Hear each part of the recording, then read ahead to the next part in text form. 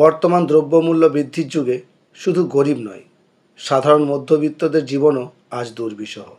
দুমুঠো অন্নের জোগাড় করতেই নাভিশ্বাস উঠছে। শিক্ষা ও স্বাস্থ্য জিএসটি আক্রান্ত। উন্নত এবং আধুনিক মানের শিক্ষা ও স্বাস্থ্য পরিষেবা যথেষ্ট ব্যয়বহুল, সাধারণের নাগালের বাইরে। তবু আমাদের দেশে আশার আলো দেখাচ্ছে সরকারি শিক্ষা প্রতিষ্ঠান ও চিকিৎসা কেন্দ্রগুলো।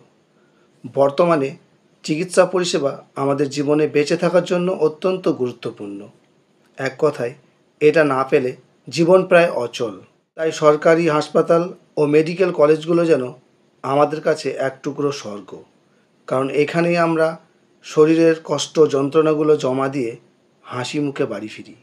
কিন্তু দুঃখের বিষয় কি জানেন? গরিবের এই এক টুকরো স্বর্গেও রয়েছে নরক যন্ত্রণা।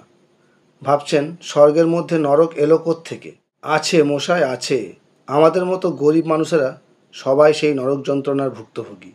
এবার নিশ্চয় বুঝে গেছেন কোন নরকের কথা বলছি। আসলে আমি সরকারি হাসপাতালের পায়খানা বাথরুমের কথা বলছি। শুধু একবার কল্পনা করুন আর কমেন্টে লিখুন কেমন অনুভূতি হচ্ছে।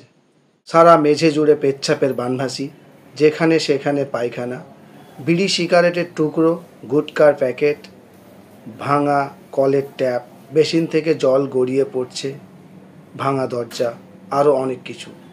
কি নাক ছিটকাচ্ছেন তো? হ্যাঁ, এটাই আমাদের বেশিরভাগ সরকারি হাসপাতালের পায়খানা বাথরুমের অবস্থা, যেখানে আমাদের না গেলে চলে না। সারাদিনে ডাক্তারবাবু ভিজিটে আসুক বা না আসুক, প্রয়োজনীয় কর্ম করতে আমাদের সেখানে একাধিকবার যেতে হয়। আর যাওয়ার পর কেমন অবস্থা হয় বলুন তো? মনে হয় প্রয়োজনীয় কর্মগুলো সঠিক পথ ভুলে মুখ দিয়ে বেরিয়ে আসার উপক্রম। ভাবতে পারছেন কি ভয়ঙ্কর পরিস্থিতি? সুস্থ মানুষও অসুস্থ হয়ে পড়বে। নরকের থেকে কোনো অংশে কম নয়, অথচ আমাদের মতো সাধারণ মানুষদের এখানে মাঝে মধ্যেই আসতে হয়। কিন্তু এর জন্য কে বা কারা দায়ী? উত্তর জানতে দেখতে হবে পরবর্তী পর্ব।